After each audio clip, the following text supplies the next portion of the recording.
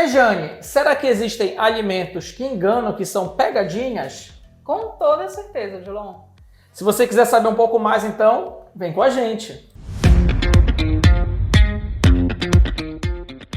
Fala pessoal, sejam bem-vindos em mais uma aula no YouTube. Vamos falar hoje sobre nutrição e alimentos que enganam. Estou aqui com a nutricionista Rejane Abraim. Aqui é o professor Odilon Abraim. Mas antes, não esqueça de curtir, comentar e divulgar para que a gente continue produzindo mais e mais vídeos. Conteúdo, né? Perfeito. Rejane, antes de entrarmos nos alimentos, tu poderia explicar para a gente o conceito de densidade energética? O que é isso? Densidade energética é o valor, a caloria associada àquele alimento relacionado com a quantidade daquele alimento. Exemplo, alface, né? Alface quase não tem calorias, valor energético. Se a gente coloca muito alface no prato, ele vai ter um volume maior, mas vai continuar com uma densidade calórica muito baixa, porque a quantidade de caloria naquele alto volume de alimento vai ser baixa. Ao contrário de alimentos que já possuem um menor volume, mas uma quantidade de caloria muito maior. Então esse alimento vai ter maior densidade calórica. Um exemplo aí para quem gosta seria o pudim. Pudim é um alimento pequeno, né? Às vezes, mas cheio de leite condensado, aquela adição de açúcar, o caramelo. Então, com certeza, a densidade calórica dele vai ser maior do que uma fruta, por exemplo. E já me tira uma dúvida. Então, densidade energética seria a massa do alimento dividido pela energia, né? As calorias, seria isso? É, mais ou menos isso. Vocês vão ter ideia de qual a proporção de volume para a caloria daquele alimento.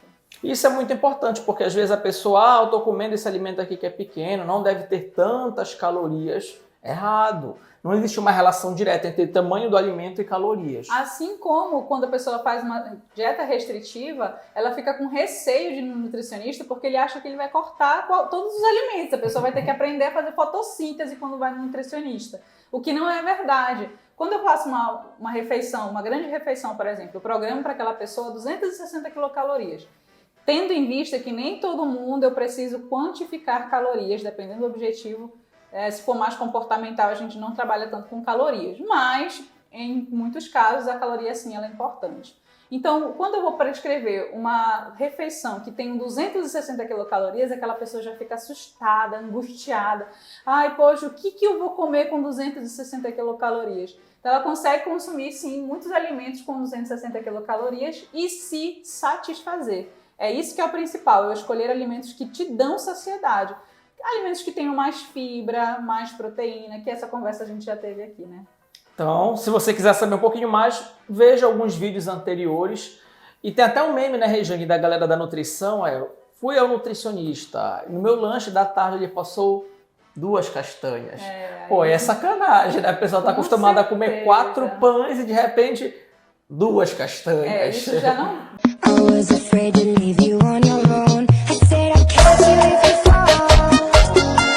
Vai totalmente de encontro com o ajuste alimentar. Eu tenho que levar em consideração quais são as suas outras refeições, os seus objetivos, o quanto que você gasta de energia durante o dia, mas enfim.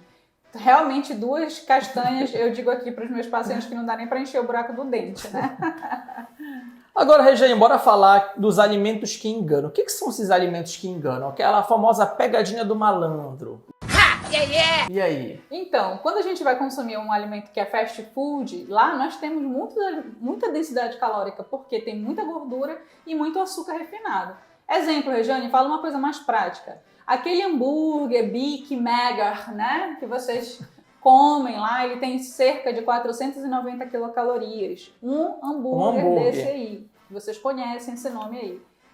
Esse hambúrguer de 490 quilocalorias, eu posso facilmente, tranquilamente consumir uma concha de feijão, 60 gramas de arroz, que são 3 colheres de arroz, 140 gramas de frango e uma salada muito robusta. Que é uma refeição. É uma refeição. É um almoço. Então eu consigo sim fazer essa troca desse Big Mac para uma refeição que seja mais saudável, mais equilibrada, sem tanto aditivos, né? Porque nesse fast food acaba tendo muito aditivo, corante, entre outras coisas que a gente não consegue ou é mais difícil de metabolizar e não faria bem para a nossa microbiota, principalmente.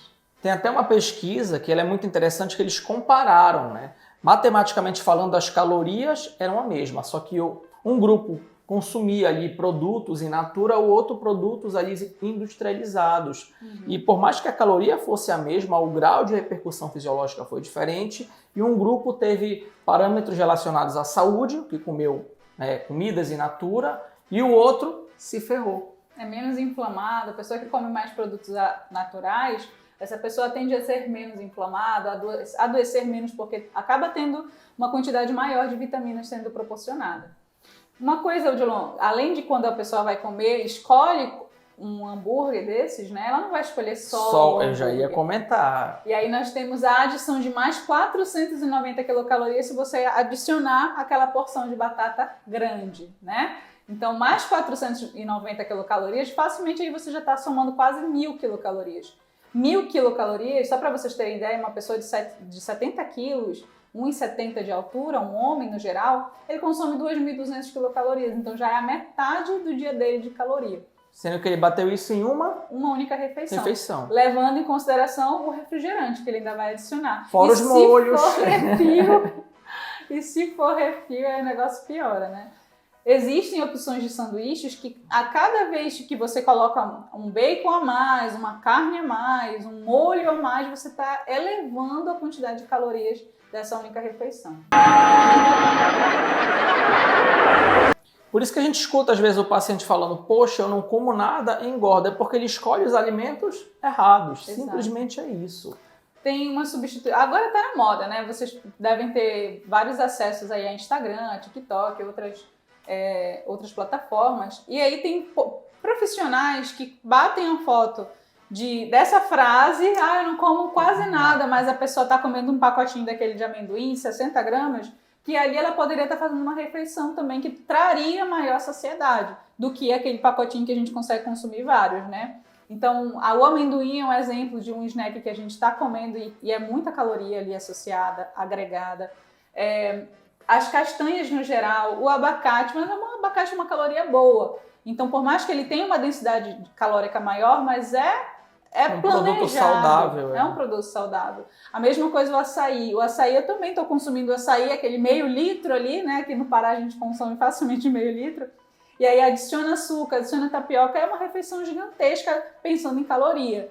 Mas é um alimento que tem polifenóis, que tem muita fibra. Não quer dizer que... Não é por isso que eu vou meter o pé na jaca e comer açaí todo dia, meio litro. Eu não recomendo, até porque a caloria é muito maior do que planejado, né? Existe até uma confusão. O alimento é saudável, vou comer à vontade. Não é bem assim. Essa troca ela acontece com os integrais, né? Às vezes até com o próprio açúcar.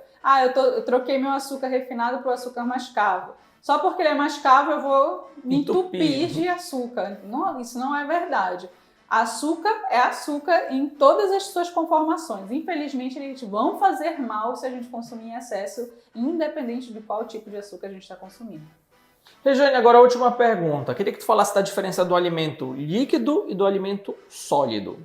Imagina se tu fores fazer um suco de laranja. A gente adora suco de laranja, né? Aquele suco de limão, suco de uva. No geral, né, os sucos, eles condensam, eles simplificam o alimento, fazendo com que você diminua a fibra, porque tu não está comendo alimento integral, e adicione açúcar. Então, tu só está piorando o alimento.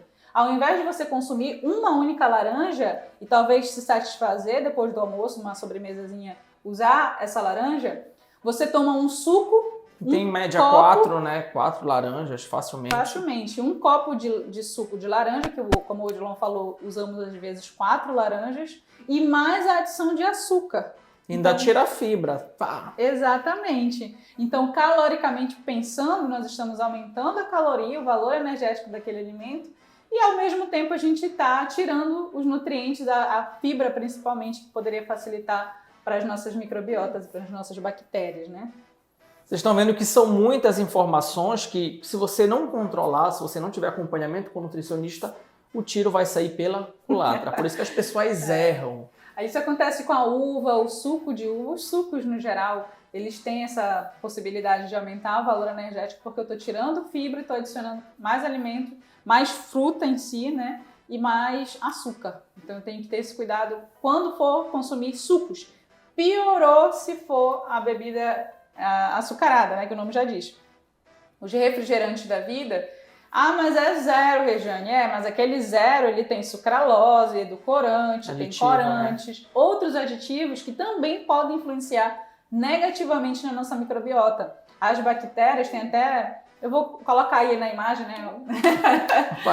O artigo aqui, né, sobre bebidas açucaradas e a epidemia de doenças que a gente está vivendo hoje, que é a obesidade, o diabetes, a hipertensão, que são as doenças crônicas. Galera, se vocês tiverem dúvida com relação a esse tema, coloca aqui, né, Regiane, nos comentários.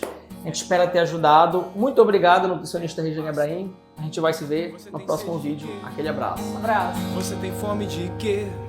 A gente não quer só comida, a gente quer comida, diversão, balé.